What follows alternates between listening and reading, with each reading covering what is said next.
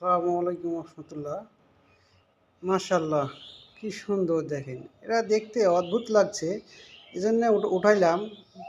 আল্লাহ কত নিয়ামত, কত কি সৃষ্টি করছে, কি অদ্ভুত!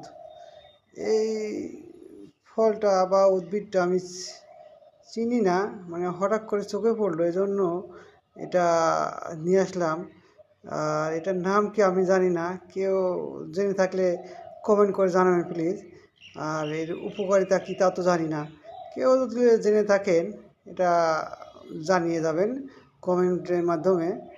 আল্লাহর কত কি সৃষ্টি, কি রহস্য, কি অদ্ভুত দেখেন!